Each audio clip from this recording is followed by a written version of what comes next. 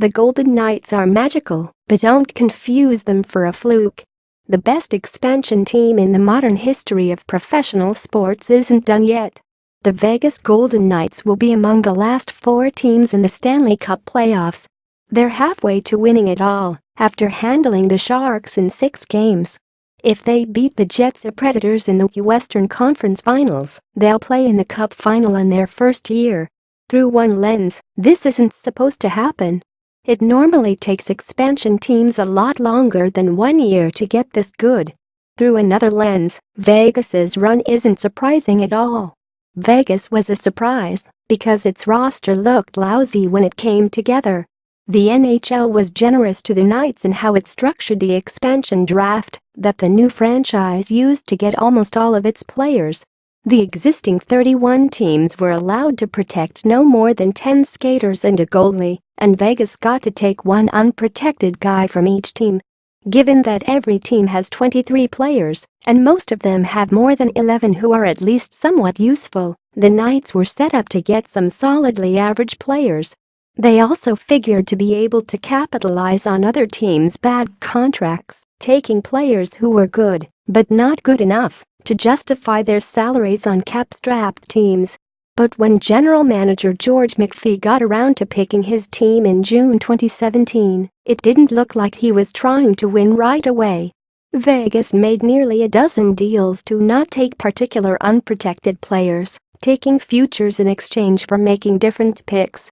For example, from the Blue Jackets, McPhee got 2 high draft picks and agreed to take the contract of the retired David Clarkson in exchange for taking a player Columbus didn't care about, winger William Karlsson, who'd scored 15 goals in 162 games the previous 2 years. There were other, similar trades. One of them had the Penguins send a second-round regular draft pick to Vegas so that the Knights would take aging goalie Marc-Andre Fleury and his big cap hit instead of a younger, cheaper member of their Stanley Cup winning core. Fleury had 3 rings and figured to be a good face of the Knights franchise, but he hadn't been much better than an average goaltender in recent seasons. But the Knights aren't a surprise anymore. They play a great sustainable brand of hockey that's worked all year. It doesn't have to stop now. It turned out that this roster wasn't so horrible, or even horrible at all. Karlsson scored a previously incomprehensible 43 goals. Fleury had by far the best season of his career at 33. And there were other finds that pushed Vegas to this point. The Panthers were negligent in exposing 30-goal scorer John Marchessault to the expansion draft, and Vegas happily snapped him up and got a career-high 75 points out of him. Making this funnier at the Panthers' expense, they traded winger Riley Smith to the Knights in exchange for Vegas taking Marchessault. Smith had a big cap number that Florida wanted to get rid of, but he gave the Knights a career-best 60 points. James Neal's own hefty cap number and the Predators' forward depth helped Vegas get an easy 25 goals. Other cast-offs David Perron, from the Blues, and Eric Holla, the Wild, were key supplements to Vegas's offense. They got defenseman Colin Miller from the Bruins, and he turned out to be a dominant possession player who scored 41 points from the blue line. So, Vegas's best players were a mix of pleasant surprises and players who were predictably pretty good, but turned out to be great. Helping all of those individual numbers has been that the Knights play really well together.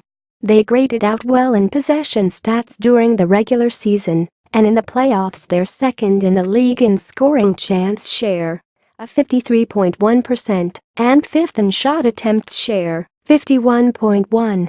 They spend a lot of time with the puck, and when they don't have it, Fleury makes saves with numbing efficiency. It's amazing that all these stars have aligned. But now that they have, there's no ceiling on what these Knights can do. It's weird that Karlsson and Marchessault are 2 of the best forwards in the whole world. It's weird that Fleury is the best goaltender in the world right now. It's weird that so many acquisitions have worked out so perfectly, no matter how friendly the expansion draft format was. It's weird that it's taken such little time for Vegas to become a hockey hub. All of that's already happened, though. It's real.